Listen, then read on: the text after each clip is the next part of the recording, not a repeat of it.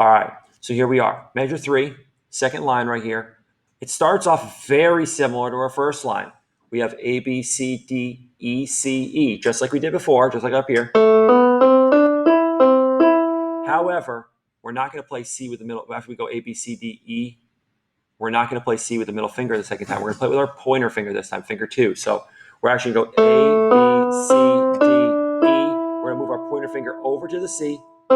Now things get kind of stretched out. We're going to play E with our middle finger here. Now we're going to reach with our pinky finger, finger number 5, all the way up to the key A. So we have to skip over 2 keys. We're going to skip over F and G to reach to A. So try that out. A, B, C, D, E, pointer finger on C, middle finger on E, pinky on A. You might need to practice that 5 to 10 times before you get it. That's fine. If you want to pause the video and check it out, go right ahead. I encourage that. I'll do it one more time. Just make sure you guys see how it goes. Starting on our thumb on the low A. Pointer finger. Ending on the pinky up on that A. Feel free to pause it. Try it out as much as you need. When you feel like you're ready, come on back. We'll move on. And that leads us into this last measure. And I don't want to play the last measure by itself quite yet. I'm going to play it all together, and then we'll break down the last measure. So this whole second line. Now the last measure.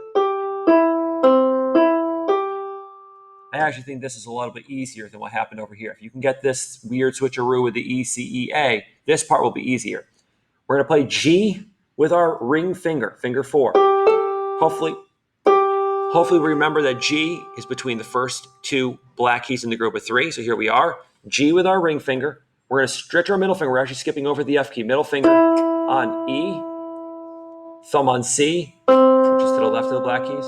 Back to E again with the middle finger, right here to the right of the black group of 2. And then we're going to end with G again, but instead of our 4th finger, now we end it with our 5th finger. So I'll do that just by itself. G, E, C, E, G, starting on your ring finger, ending on your pinky. I'll say the finger numbers. 4, 3, 1, 3, 5. Or ring finger, middle finger, thumb, middle finger, pinky finger. That might be kind of tricky. And I admit getting from here, from that C on the pointer finger to the end of this line is probably the most difficult part, other than having to deal with the black keys up here. But this is what's going to make us good, guys, right? This is what's going to make it worth showing off if you guys ever get to be around a keyboard or something around your family. You know, this is the challenge, the fun challenge, all right? Light work. Here we go. We're going to do the whole second line.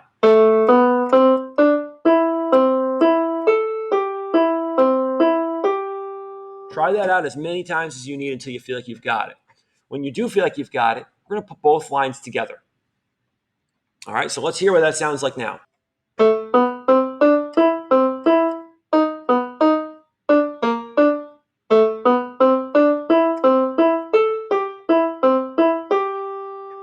Now, once you've got that whole thing together there and you feel like your fingers are in about the right place, you may make a little mistake once in a while. Even I do that.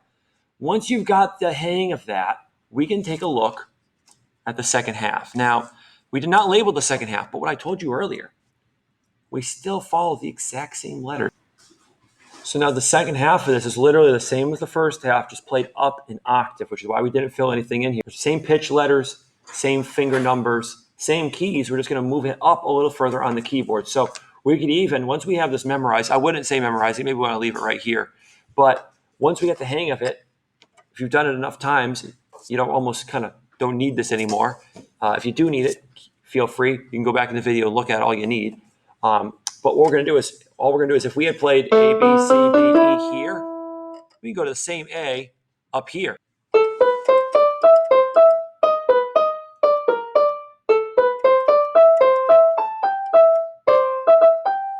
I know I went a little off camera there, but you get the idea.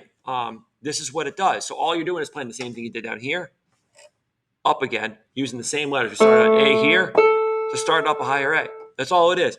And that's really the first main idea of In the Hall of the Mountain King by Edvard Grieg. Is one of those like iconic, famous melodies, tunes that's been used probably way too many times, but it hasn't worn itself out yet in over 130 years. So give this a chance, guys. Try it out. I'm going to go one time really slow with you.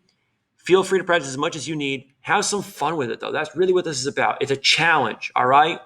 Like any sort of sport, any sort of challenge you yourself to say, I'm going to be able to do this. Make it your goal to be able to do this by the end of the day, all right? If you've got a keyboard at home, try it out at home. If you've got a touchscreen on your laptop, which all of you probably do, use that, all right? If you have an iPad at home, it may even work even better on an app there than it does on our computer. So here we go.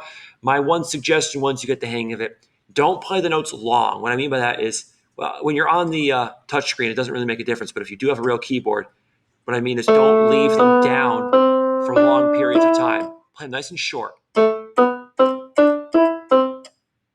right? So here we go.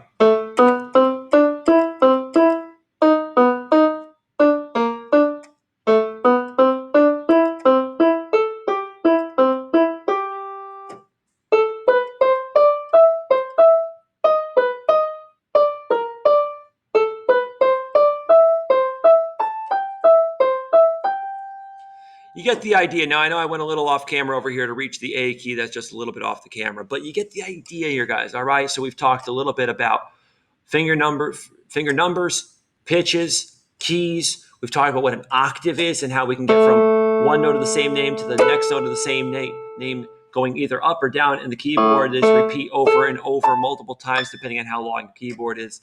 Those are octaves. And it's just a repeating of the same used pitches, the same alphabet and music, all right? So I hope you guys enjoyed this a little bit. Nice little challenge for you. And thanks for giving it your best shot, y'all. Make sure you guys answer the questions over here on the Padlet. All right, guys, I want to thank everybody for checking this out today. Thanks for coming and, being patient with me. This was a little bit tricky at times, I admit, not exactly the easiest piece of music to go through.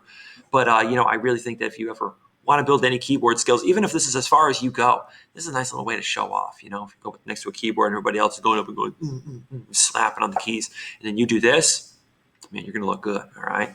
So I said earlier that I'd tell you what the song was actually referring to.